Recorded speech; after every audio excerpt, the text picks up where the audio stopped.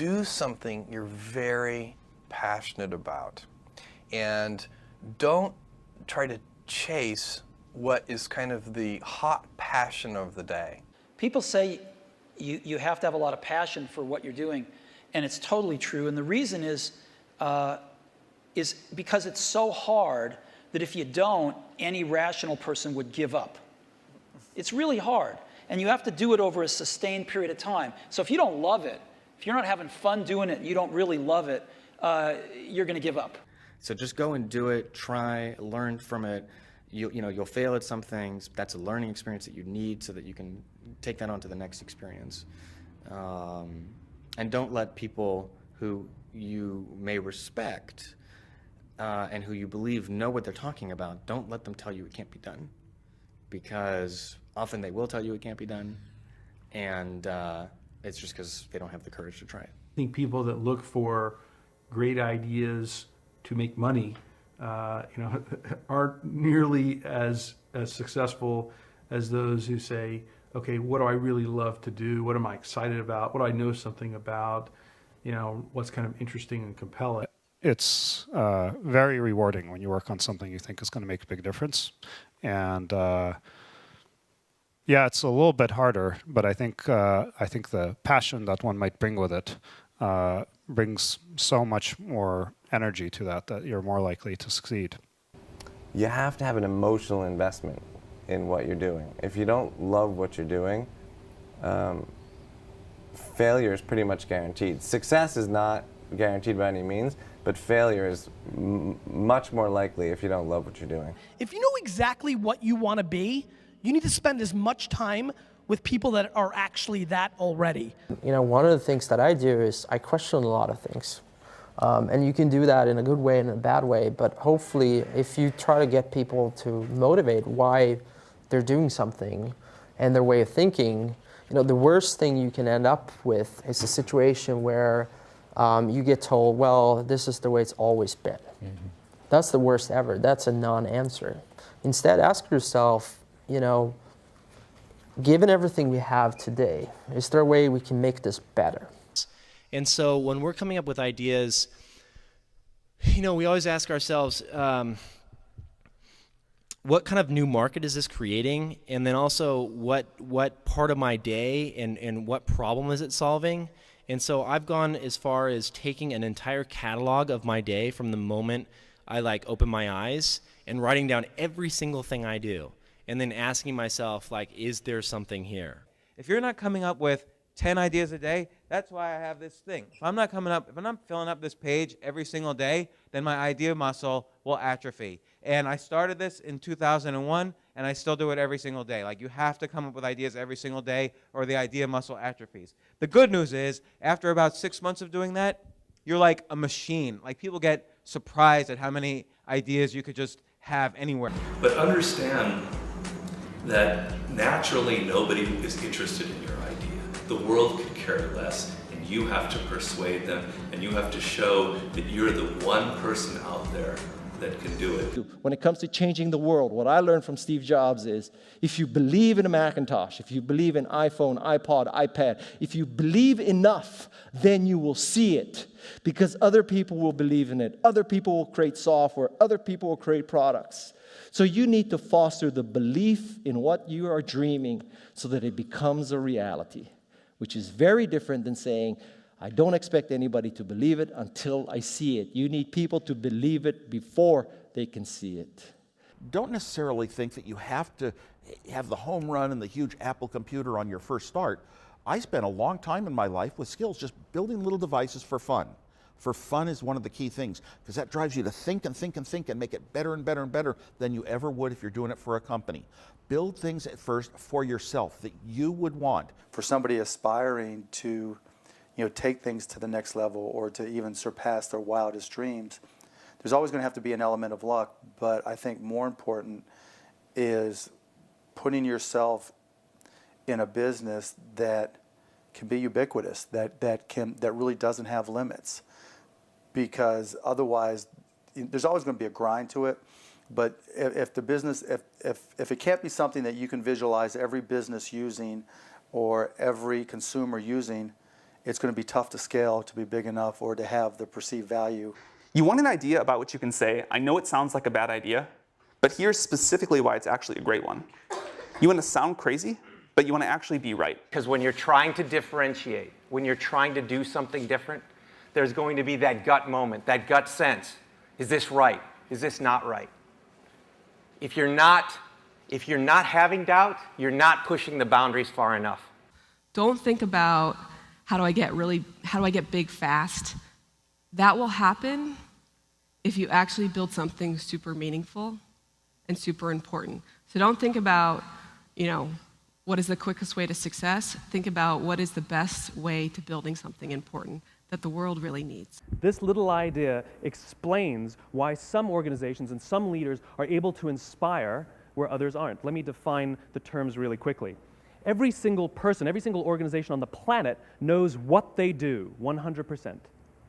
Some know how they do it, whether you call it your differentiating value proposition or your proprietary process or your USP.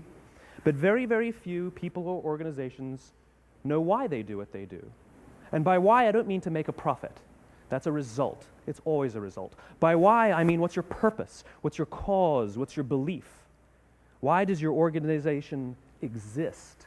So when we see a kid with a lemonade stand, it's different than when we see a vending machine selling lemonade, even if it's exactly the same product, because the story around it is what people are paying for. So when I meet small business people, all I ask them is not what's their balance sheet, but what's their story.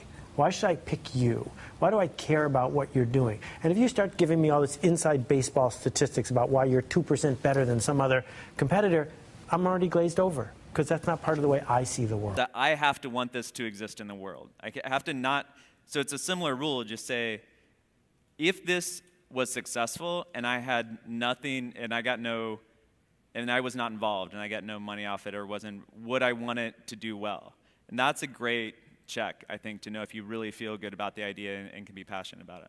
One of the things I advise entrepreneurs to do is when you have an idea, a classic entrepreneurial impulse is to hold the idea close to you and not go tell people because, the idea is so special. Right. That's almost always a mistake. Go talk to Why is that a mistake? Yeah. It's a mistake because your actual real competitive advantage is not that you have this idea that you have locked away in your closet, which may or may not be accurate and you have no idea which it is. Your actual competitive advantage is if you're assembling the intelligence around, does this idea work? What is the right teams? What is the right learnings? And we're essentially in motion. The hardest thing to do is start. You have all these ideas and everyone has an idea, but it's really about executing the idea and building the idea and attracting other people to help you work on the idea. That is the biggest challenge. But the way to begin is to get the idea out of your head, draw it out, talk about it, program it if you're a programmer, or make it if you're building something. Like, you don't have to be the best, but you have to be dangerous, right? You have to learn just enough to be dangerous, to build an idea, concept it, and show it to the world. And then it turns out there are lots of other people, including all 170 employees that work at Instagram, who are much better at doing all that stuff than I am. But you need to find people who can, be drawn to the idea that you build, and then they end up taking it and making it even better. One way to conceptualize what makes a good product is, good engineering is part of it, good design is part of it, but really it's, one way I think about it is, at least, is maximizing the probability that someone shows up at the front door of, your store or your website or whatever it is and ends up with a solved problem. And oftentimes the best methodology is to start with the perfect experience with just one person, get that right, and then figure out how to scale something great instead of scaling something not so great and then trying to improve it. That's really hard to do. And so I think when you are starting a new business, you don't want to go after giant markets. You want to go after small markets, and you want to take over those markets quickly. Constantly seek criticism. Yeah.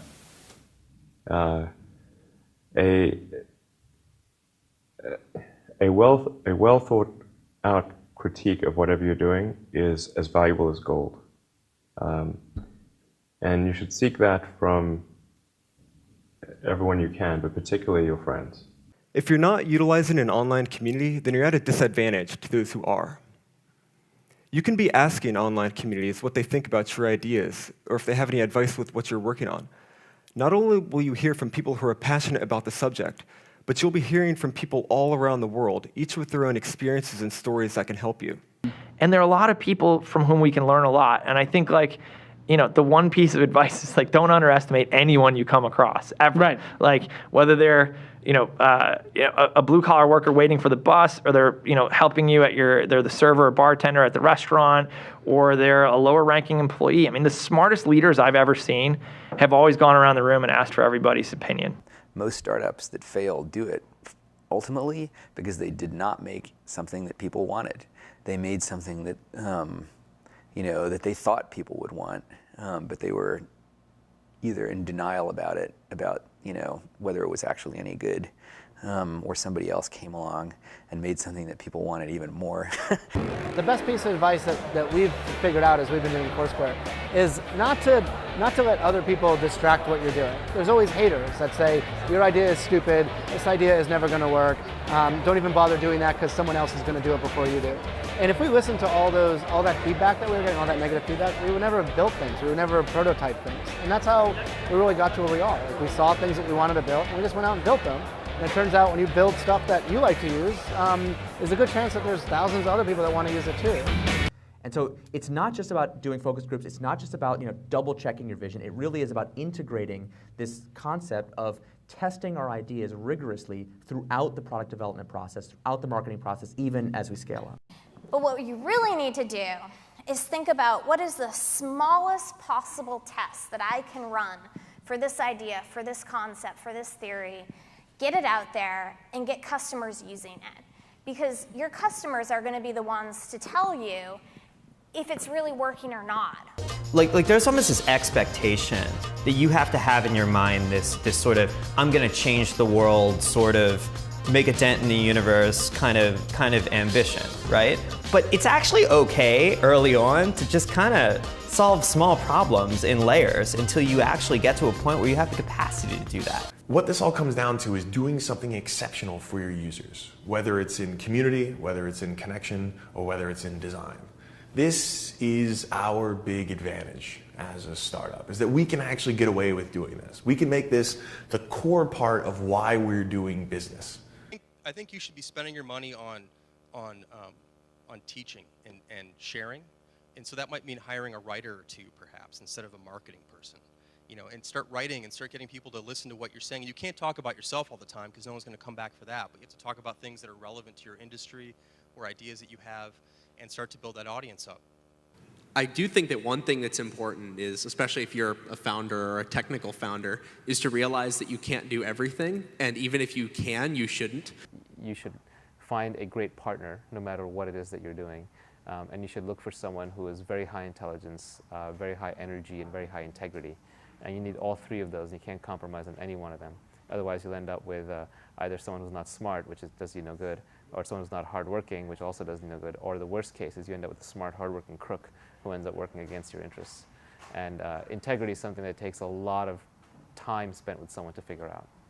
The most important thing when you're working with people early is that you guys line up on what your goals are. That sounds really basic, but you can totally, it can be fine. You can want to build a small business that makes money and you don't have to go to an office every day. Or you can want to build a huge company. You can want to build Google. But I think you have to be really, really aligned on that. When a lot of corporations have, they might call them core values or guiding principles or so on, but the problem is usually they're very lofty sounding. They kind of read like a press release the marketing department put out.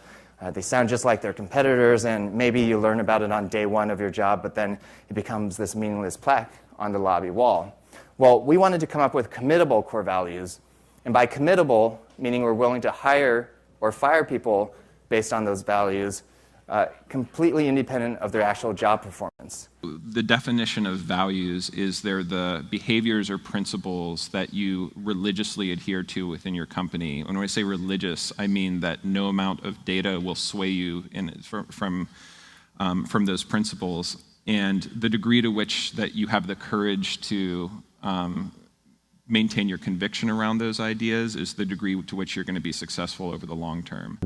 A company is simply a group of people, as a leader of people, you have to be a great listener, you have to be a great motivator, you have to be very good at praising and looking for the best in people, People are no different from flowers. If you water flowers, they flourish. If you praise people, they flourish, and that's a critical attribute of a leader. So I kind of like half jokingly with a lot of people say that, my job is basically like to be the assistant for the rest of the company. Like my job is to make sure that like you have what you need, that it's and basically you have everything you need to kick ass. Like that's my job. If you don't have that, then let me know because I'm not doing my job. There are a lot of things that are outside of your control. A lot of external circumstances will determine the success of your idea, whether the market timing's right for this new kind of service. Or whether people, whether a customer, like the economy's right for your kind of service, right? Whether you meet the right people who will finance your company.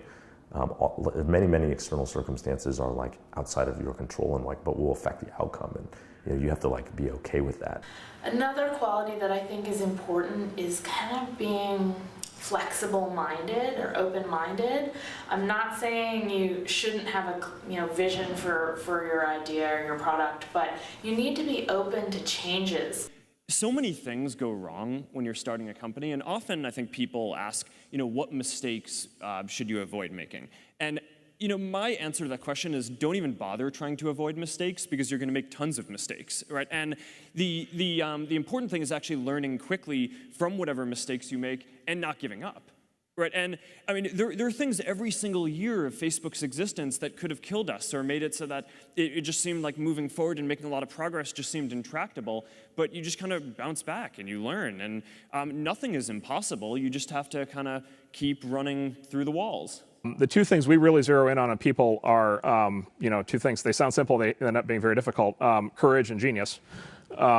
Courage is the one we talk about a lot because it's the one that people can learn. Courage, which is to say not giving up in the face of adversity, just being absolutely determined to succeed, is something that you can like force yourself to do. It can be very painful. You can force yourself to do it.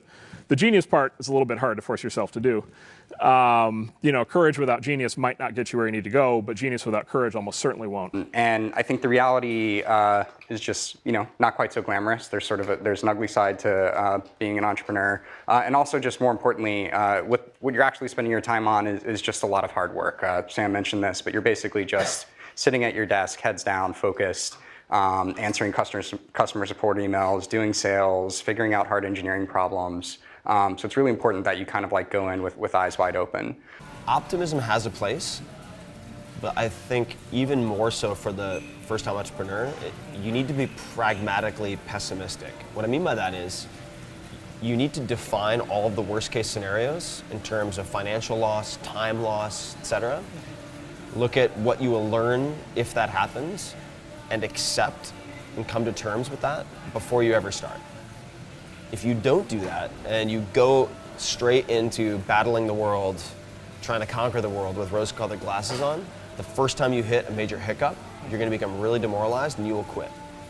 If you don't love it, you won't make it through the long period of pain that is inevitable. So make sure that you take care of yourself during the process. Make sure that you take care of your mental health, your physical health while you're doing it because it's a long road.